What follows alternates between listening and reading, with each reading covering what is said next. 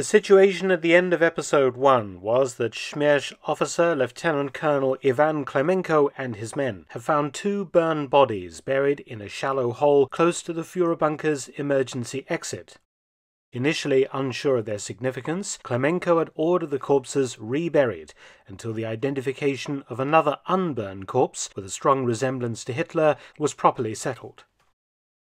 Returning to the Reich Chancellery garden early on the morning of the 5th of May 1945, Klemenko ordered the burned corpses disinterred, also recovering close by the unburned but buried bodies of a small black dog and a grey-brown coloured Alsatian bitch.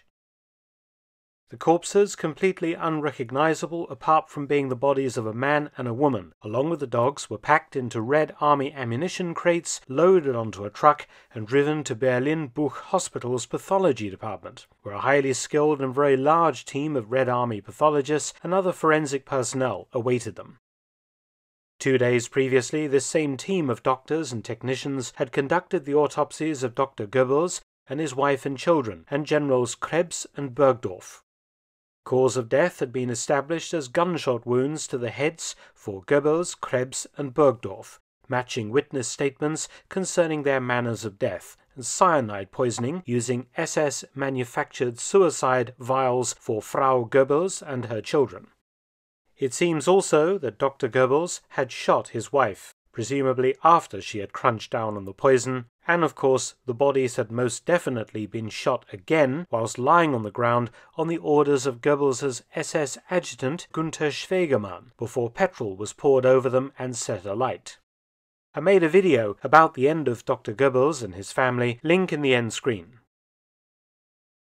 The female burned corpse recovered from a shallow grave in the Reich Chancellery garden is the focus of this video, a body subsequently identified by the Soviets as Eva Braun, or I should say Eva Hitler, as she had been the Führer's wife since the 29th of April 1945. This identification is, as I will show, far from conclusive, and there is compelling medical evidence that casts this identification into some doubt. The female corpse was approximately 150 centimeters tall, Eva Braun standing 163 centimeters when alive. The 13 centimeter difference is usually explained by the body shrinking when burned. Age was established at between 30 and 40 years old. Eva was 33 at the time she was recorded as having died on the 30th of April 1945. The corpse had been lying on its left side in a hole when burned, for the right side was very badly destroyed by fire. Almost the entire top of the head had been burned away to a point halfway down the forehead. No evidence of a gunshot wound was found on the head, tallying with the witness stories that Eva Braun took poison, her unused Walter pistol found unfired on the table in front of the sofa where she died, inside the bunker. The left side of the corpse's face was, however, blackened but well preserved.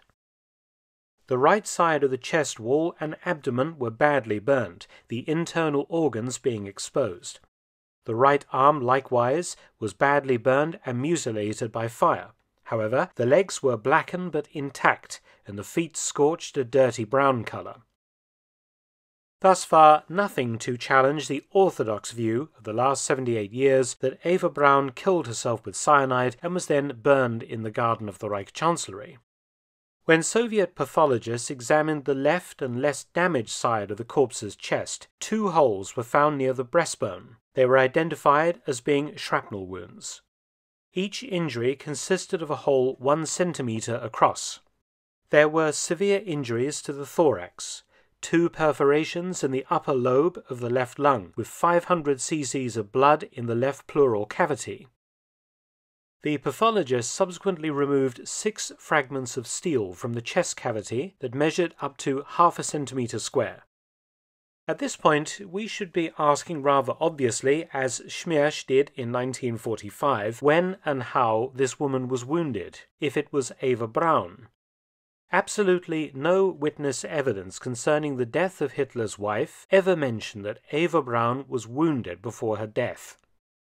Could the wounds have been caused post-mortem, when the bodies of Hitler and his wife were lying out in the open in a shallow pit being burned, the Reich Chancellery garden being subjected to constant explosions caused by Soviet shell fire?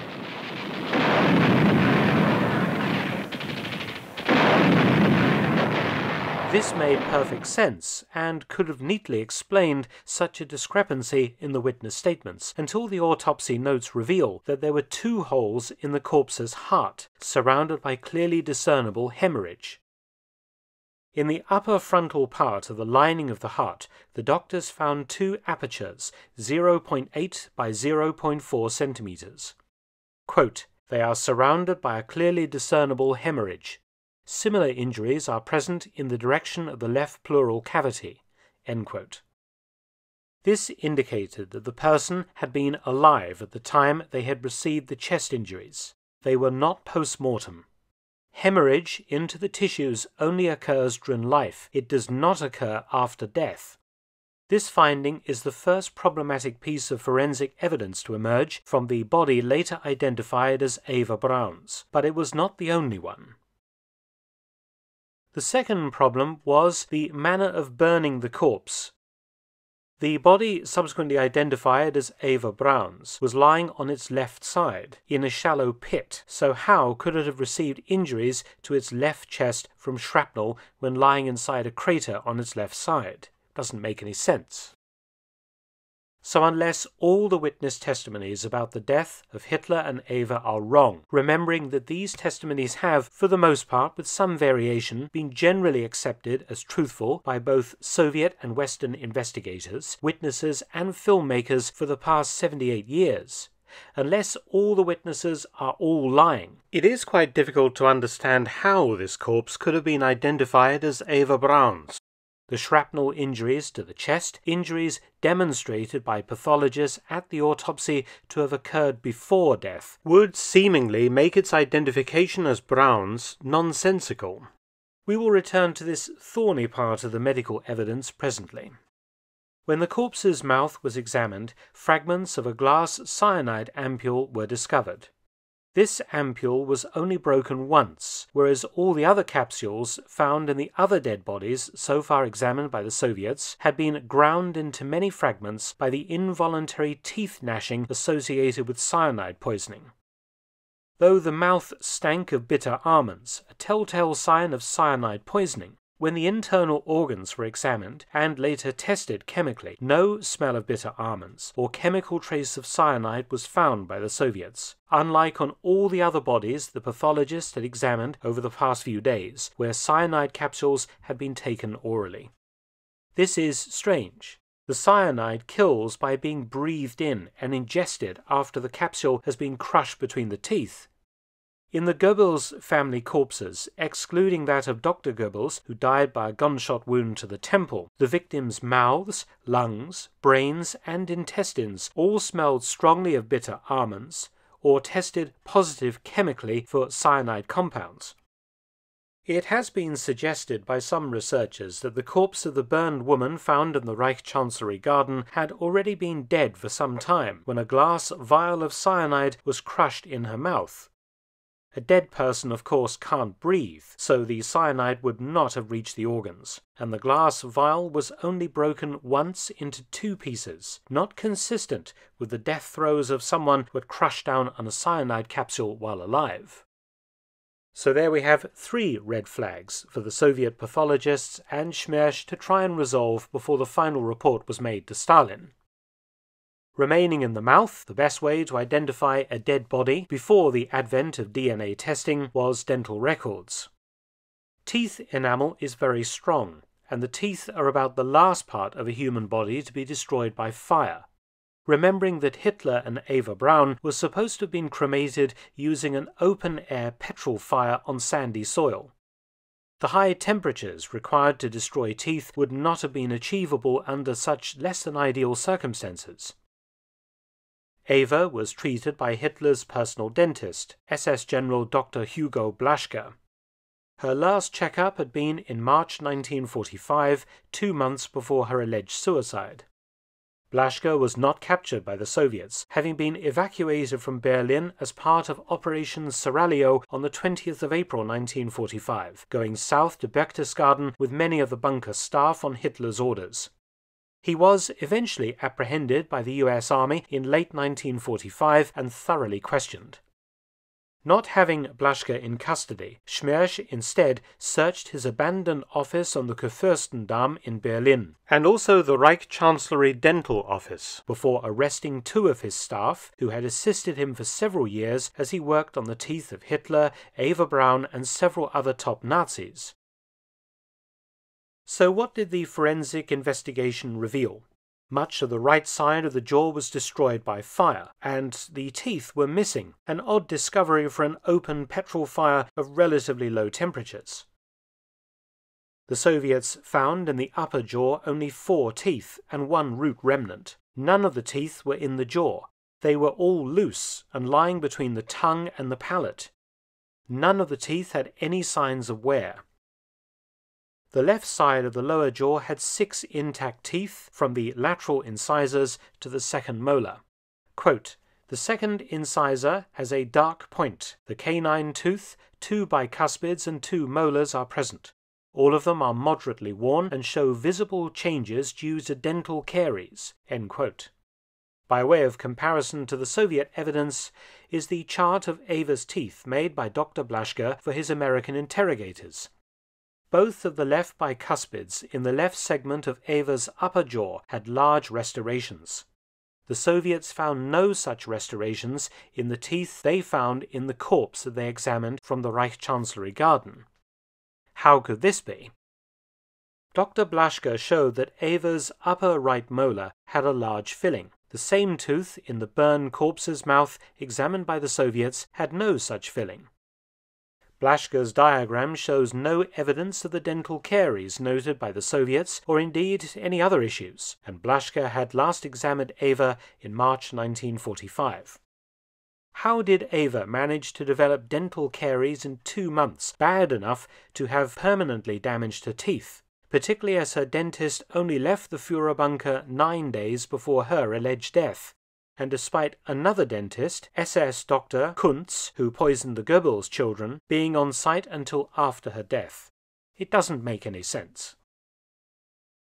In the lower right jaw of the burned corpse, all the teeth were missing, but something was present. Quote, "In the oral cavity, a bridge of yellow metal, gold, was found under the tongue, unattached, which connects the second right bicuspid and the third right molar by means of a gold crown. On the metal plate of the bridge, the first and second artificial white molars are attached in front. Their appearance is almost indistinguishable from natural teeth." End quote. It was this bridgework that was to be used to positively identify the corpse as Eva Braun's. Dr. Blaschke told the Americans in late 1945 that the last time he had examined Eva Braun, in March, she had 26 natural teeth remaining in her jaw. By May 1945, the burned female corpse had only 11, plus the dental bridge. Blaschke's diagram showed that Eva had all of her front teeth. The Soviets only found one of them, the left lateral incisor. Remembering that the Soviets in May 1945 had nothing to compare the corpse's teeth to, they managed to find a box of gold crowns and duplicate bridges for Hitler and Eva Braun in Blaschke's Reich Chancellery dental office, and soon afterwards Schmersch apprehended Blaschke's dental technician Fritz Echtmann, who made the bridges for Hitler, Eva, and any other patients of Dr. Blaschke's, and Käthe Häusermann, Hitler's dental assistant, who worked with Blaschke on the teeth of Eva Braun and many other top Nazis. They were separately interrogated in great detail, and Häusermann drew charts of both Hitler and Eva's teeth that later compared exactly to those of her boss, Dr. Blaschke. Häusermann, terrified and interrogated strongly by the NKVD, confirmed, as did Echtmann, that 2 identical bridges, one being a spare, had been made for Eva Braun, but had not been fitted before the war ended. Both bridges had been kept in a box by Dr. Blaschke. The Soviets only recovered one of Eva's bridgeworks from his office. The other was found in the corpse in the Reich Chancellery garden. Heusemann was emphatic on this point and also told the Soviets that Eva's teeth had been in good condition with no dental caries. Heusemann also said that she hadn't personally liked Eva, who she thought was spoiled and difficult. Most of the interrogators' questions concerned Hitler's teeth. The focus of the Schmiersch investigation was weighted towards the identification of the burned man's corpse recovered from the garden, and this obsession led Soviet investigators to bend the truth in ascribing an identity to the female body, as we will see. So let's examine the gold bridge found in the female corpse's mouth. Eva was missing 3 teeth in her upper jaw, according to Blaschke, who was her dentist for 10 years from 1935. No bridge had been fitted to fill the gaps. 4 of her teeth in the upper jaw had fillings. In the lower jaw, 3 teeth were missing and 1 tooth had a filling. Eva wore no false teeth or bridges. The remaining 26 teeth were all in good condition and healthy.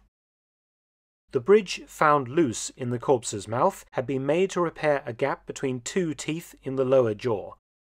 The bridge was 4 teeth wide and could sit on 2 gold crowns, with 2 fake teeth filling the gap.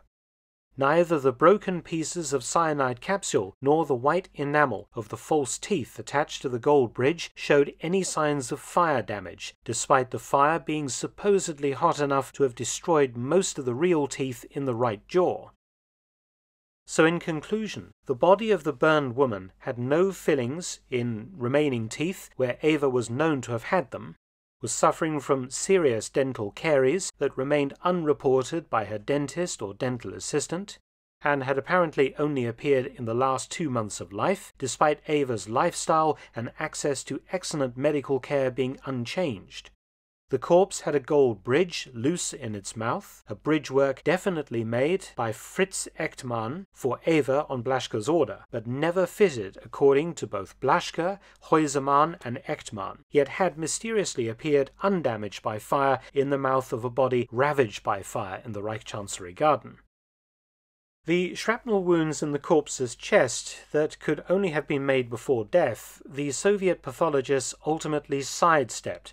Their report states, along with the very real evidence of cyanide poisoning as a cause of death, quote, "In view of the fact that similar ampules were found in other corpses, that a smell of bitter almonds developed upon dissection, and based on the forensic chemical tests of the internal organs of these bodies, in which the presence of cyanide compounds was established, the Commission reaches the conclusion that notwithstanding these severe injuries to the thorax, the immediate cause of death was poisoning by cyanide compounds." End quote. The gold bridgework, found loose and unfire damaged in the corpse's mouth, was, because it had been made for Eva, in the Commission's opinion, quote, "the most important anatomical feature for the identification of the woman," end quote. And that is the evidence which said that the burned corpse was that of Eva Braun, nothing else. Heusemann's insistence that no bridgework was ever fitted to Eva was ignored, the NKV dismissing Heusemann and Echtmann's testimonies because they were not dentists.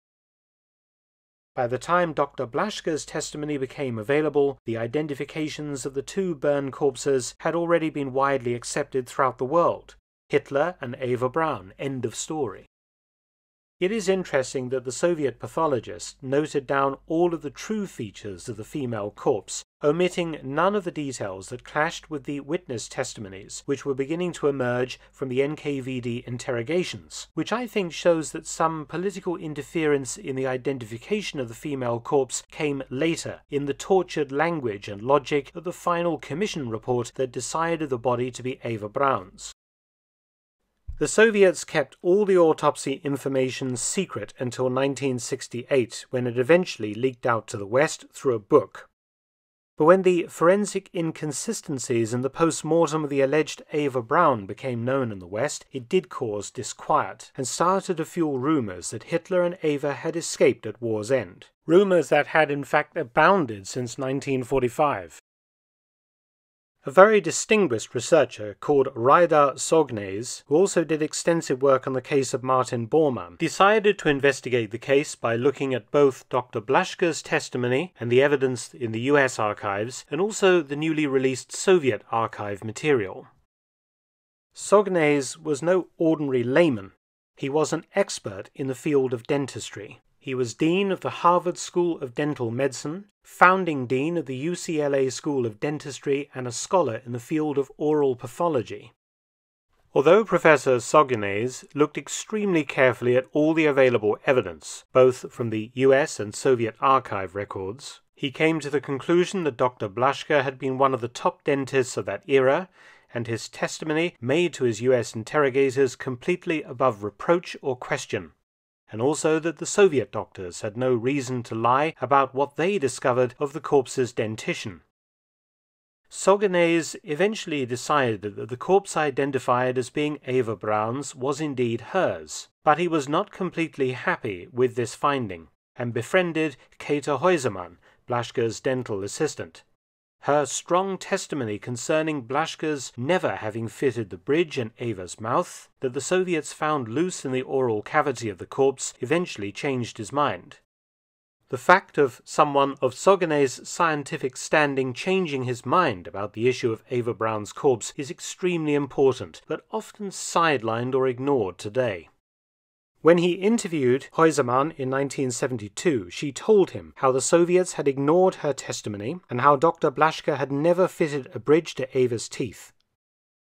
Häusermann had suffered badly for her associations with Hitler and his wife. She had been raped during the breakout from the bunker on the 1st to 2nd of May 1945, and a few days later had been picked up and thoroughly questioned by the NKVD, being held for 6 years in the Soviet Union without trial. In 1951 she was sentenced to 10 years in a labor camp for being Adolf Hitler's dental assistant.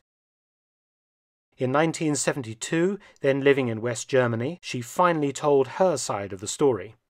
So convinced was Sognnaes by this new evidence that he would write, quote, "From the comparison of ante-mortem and post-mortem data, it cannot be concluded that the female corpse on which the Soviets performed the autopsy was that of Eva Braun." End quote. This conclusion was repeated by other researchers over the years, including Dr. Hugh Thomas, a forensic pathologist.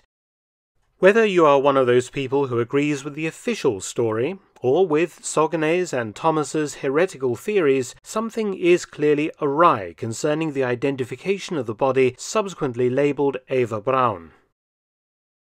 I'm not going to start chucking out theories about who might have perpetuated a fraud in the case of Eva Braun, because actual evidence is limited only to the medical evidence I've laid out here.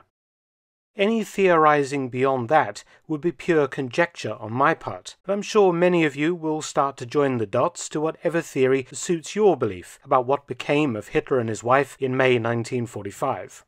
Whatever happened, the medical evidence alone in the case of the burned woman from the Reich Chancellery garden does show anomalies that have never been satisfactorily resolved and continue to divide opinion even 78 years later.